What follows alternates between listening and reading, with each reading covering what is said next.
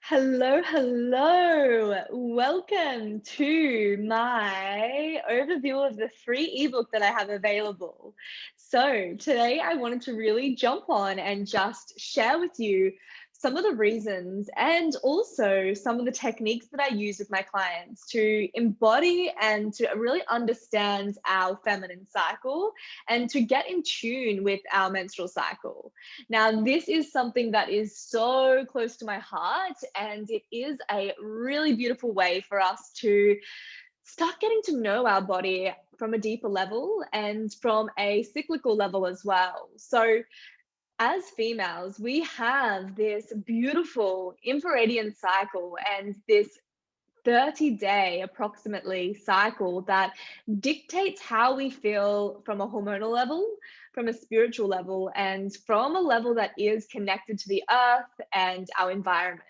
So now more than ever, it's so important for us to connect back into this innate wisdom and really start to listen to our body and understand how our menstrual cycle works.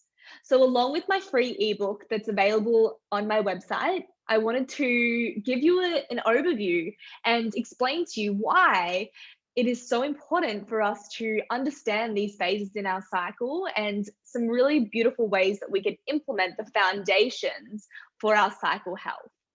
So, when we look at the menstrual cycle, we break it down into four different phases.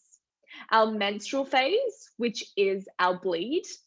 Our menstrual phase should be approximately 3 to 5 days long. Now, this will depend on the individual, but over the menstrual phase, the approximate amount of blood lost is roughly for a healthy cycle between 30 and 70 mils. Now, this can vary, but that is an optimal range for our menstrual blood. And our menstrual blood should look a beautiful bright red color. There shouldn't really be too much brown or light pinky type blood. It should really be that bright, fresh blood. Now, that's indicative of a really healthy bleed. Some other things to note during that menstrual phase is whether you experience things like cramping, PMS, bloating, changes in bowel motions, pain, breast tenderness, intensive cravings, headaches, migraines, loss of appetite, or extreme appetite. Now, these sorts of things can be blown off as normal, but when we're looking at a really optimal and healthy cycle, the aim is to have the least symptoms as possible. Now, when we look at the shedding of this lining, which is that menstrual phase from day 1 to day 5, we really want that overall period to be as pleasant as possible. And I believe more than ever, we need to be prioritizing our rest during this time. You know, for thousands of years, women have been gathering, women have been celebrating, they have been honing in and coming back into that intuitive process of shedding and clearing during our bleed.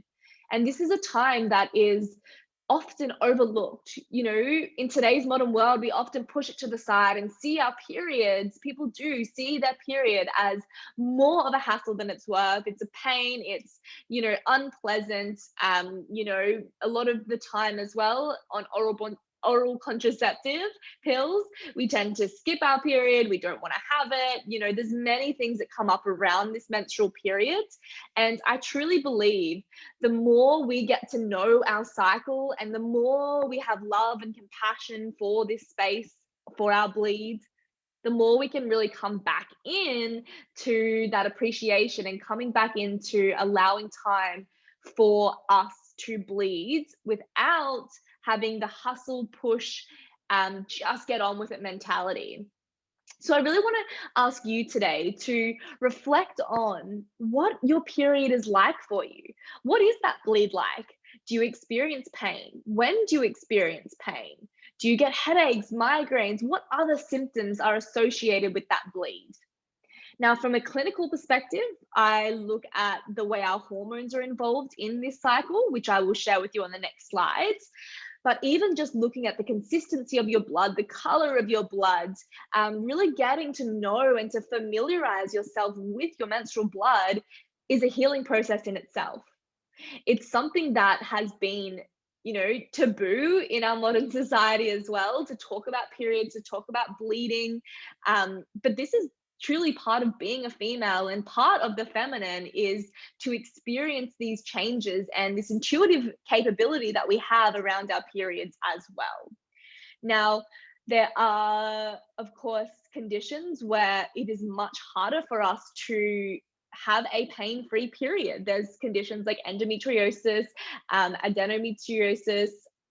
There shouldn't be pain associated with PCOS, but PCOS has its own set of hormonal imbalances and complications that can happen with a cycle.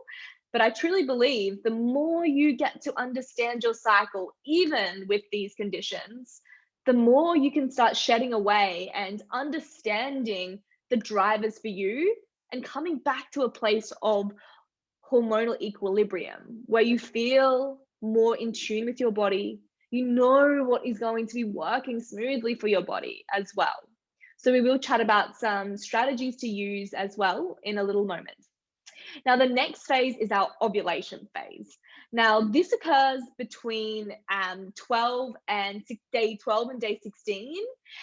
This really is based around a 28 to 30 day cycle. So if your cycle is longer or it is shorter, this will, of course, depend as well. So I always recommend tracking your cycle to really understand when these phases are occurring for you personally. So generally, what happens during ovulation is we release an egg, and this egg either gets fertilized or it gets reabsorbed. So if we're not trying to fall pregnant, our ovulation window is a really beautiful window to get to know your signs, your symptoms, your cervical mucus discharge, whether you do get an increase of energy, or whether you get an increase in anxiety or depression, low mood, irritability. So these two opposites, I guess you could say, in mood and emotion can have a lot to do with our hormones, in particular progesterone. So progesterone occurs just after ovulation. What happens is the corpus luteum then produces progesterone, which then has a really calming effect on the brain, because progesterone works on a similar pathway to GABA in the brain, and GABA is a calming neurotransmitter. So we call it an inhibitory neurotransmitter, but basically it helps to calm brain activity, and it really allows us to experience those, I guess, more productive, more energized, and more grounded feelings in our follicular phase.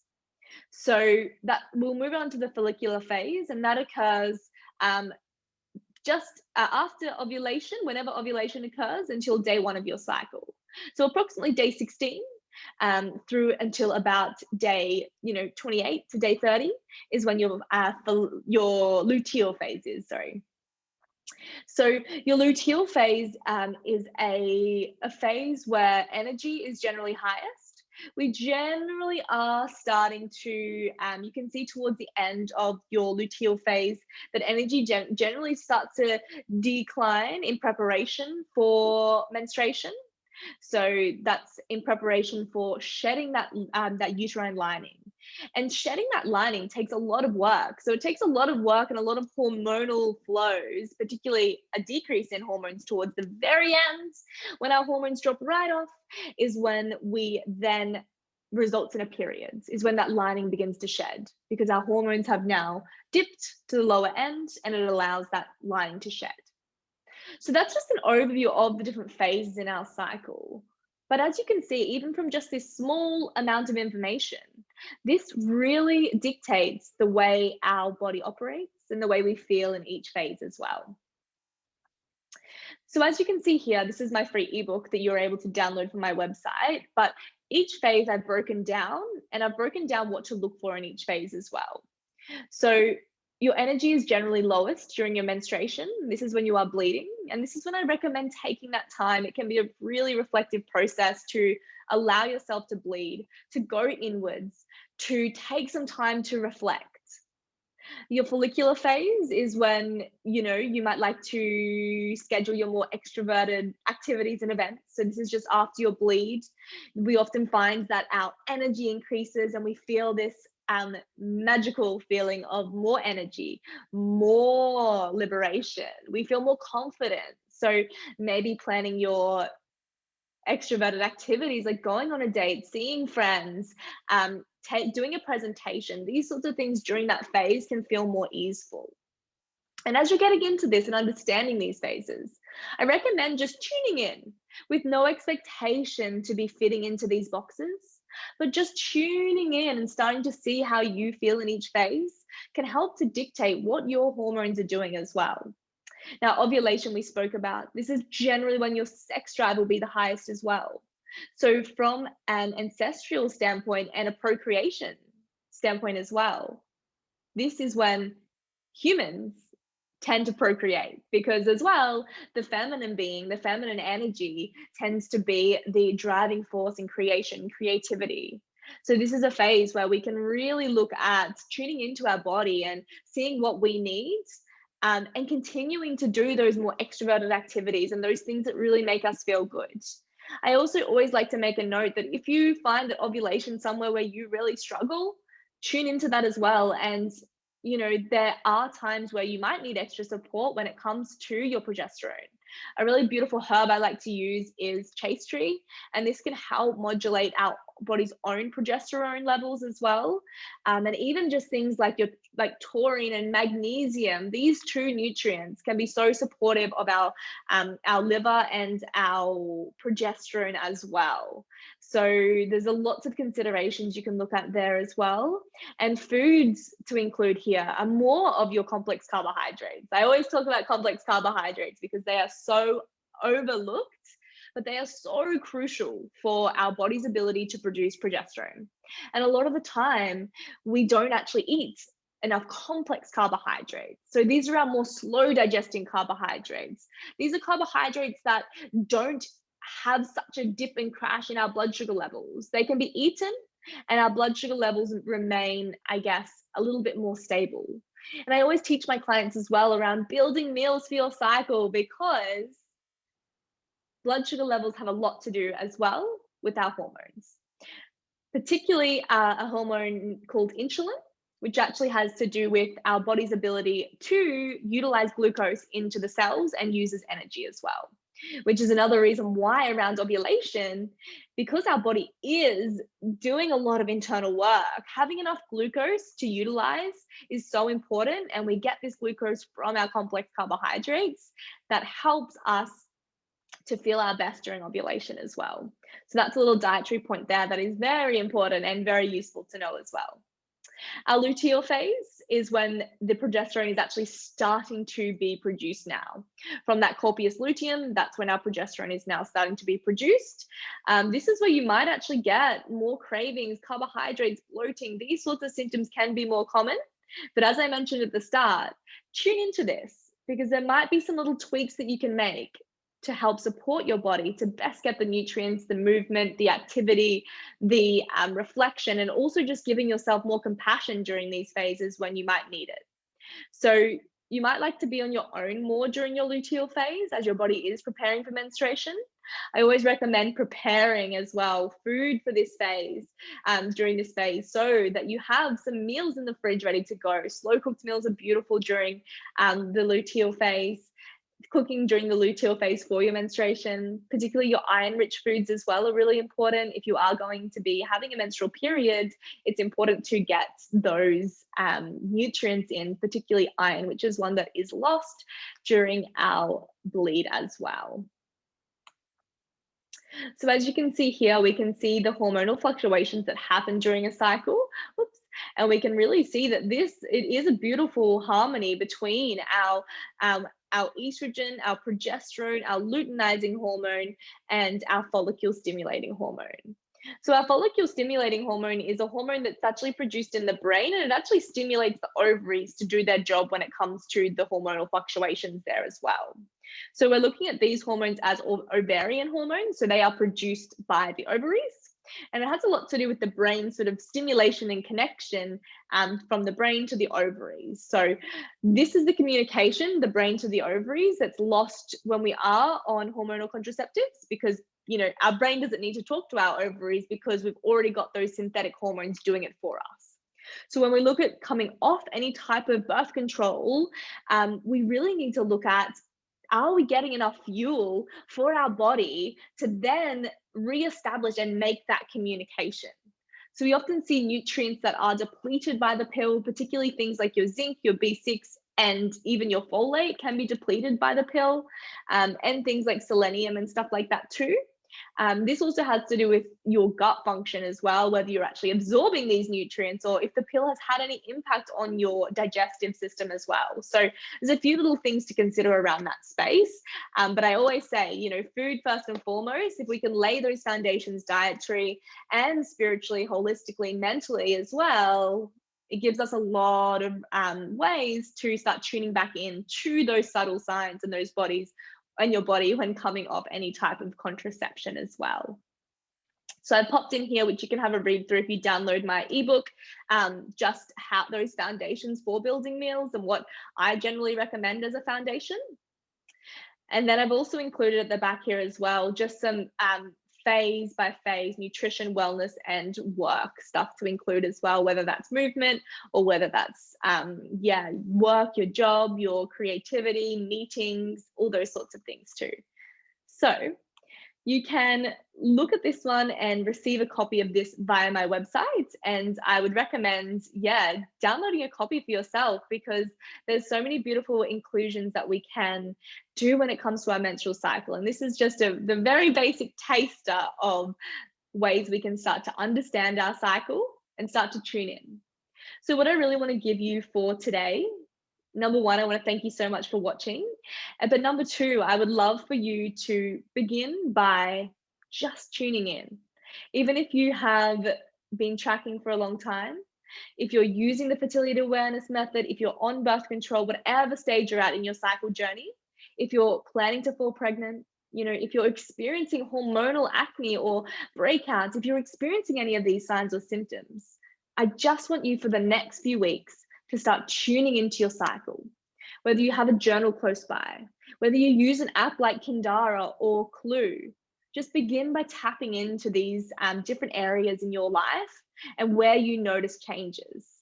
Because the more we can bring awareness to it, the more we can come and give ourselves compassion, and the more susceptible we are to those intuitive processes that happen throughout our cycle. Because you're bloody magic. You are magic. You have the magic within you.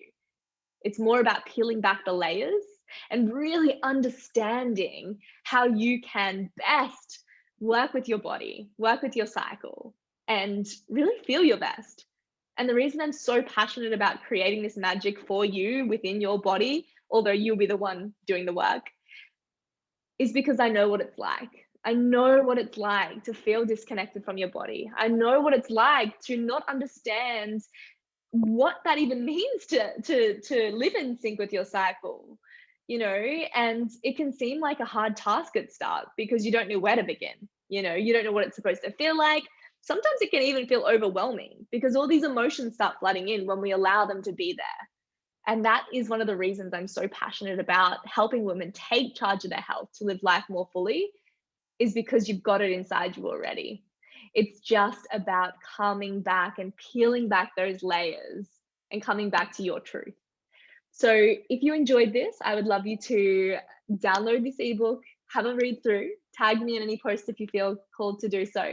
And if you feel called to work with me, I would love to support you. I have an 8-week program called the Cara Ivy Method, and it is all about this and so much more. This is just a tiny drop in the ocean, but we're going to be diving way further into the stages of the cycle, the hormones involved, understanding pathology, understanding how to test, how to track, and how to embody the phases in your cycle. That's just one section. There's also other sections like nutritional foundations, nervous system regulation. We will have a guest facilitator speaking into and doing some live practices when it comes to nervous system regulation. the worthy woman. So finding your purpose. What is your purpose in this world? That has a lot to do with how we feel mentally, emotionally, spiritually. We've also got aspects on gut health, digestive processes, supporting your digestive system, and of course, as well, all of the juicy stuff that I speak about on my Instagram as well. So yeah, if you're feeling called to, send me a message. Let me know if you would like to work with me. You can also visit my website. There is more information there as well. Anyway, I hope you have a beautiful night, beautiful morning, a beautiful day wherever you are in the world. And I'm sure I will connect with you sometime soon. Mwah.